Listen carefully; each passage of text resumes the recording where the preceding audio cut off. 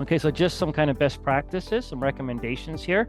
If you haven't incorporated full material disclosure as a core element of your product environmental compliance strategy, I highly recommend you consider doing so. Just make sure you set your expectations to suppliers as soon as possible. Let them know you're going to be requiring this information from them. They may not have it available yet. They may need to have to work on that. You want to build a substance database from the data you're receiving so that you can aggregate that and report that at your product level. You want to be able to analyze at component, material, and article levels, since there's various reporting levels in the different regulations. You want to use a package or software tool that can do that, for example, GreenSoft Green Data Manager software. You want to be able to aggregate that and provide that FMD information to your customers if it's viable for your products. If you're selling ICs, then it's valuable for your products. If you're selling automobiles, it's not, right? There's no way you could produce one out of roll up at an automobile. It's way too complex, right? So that's something that's you just got to gauge where you are in the supply chain and whether or not you feel it's viable to provide that to your customers.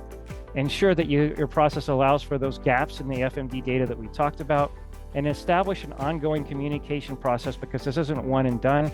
You're going to have to confirm and refresh this information on an ongoing basis. Now, moving into some tips for validating the FMD data as it comes in. Compare this information as it's coming in to expected data. You can compare it to what you're receiving from other suppliers, from previous data you've received, and from industry knowledge. I know that most resistors contain lead in glass, and if I have a supplier claiming that their resistor doesn't, I may go ahead and do an investigation to make sure that's true. Check against other information you're receiving. Make sure the COCs, the data sheets, the test reports, and the FMD tell the same story. Identify any data gaps like proprietary substances, missing signatures, whether you need to get additional compliance statements, whether exemptions are disclosed, and then compile any necessary documents to fill those. Some other tips: confirm the claimed exemptions are supported by the FMD data. If they say 7A is claimed, make sure FMD supports that.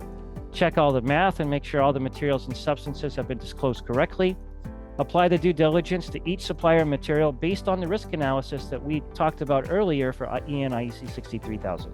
I have the FMD coming in, right? I have all that information coming in. I know exactly what quality of data I'm receiving, whether or not I have to go back to suppliers to have it corrected. I have all these metrics coming in. I can use those and plug those right back into my process for risk analysis. I can feed that supplier responsiveness. I can feed the data quality metrics right into my quality processes. Then when I'm distributing this FMD to the customers, if possible, make it available on your website. Avoid having to answer 1 million email requests. And when you're doing that, provide it in multiple formats.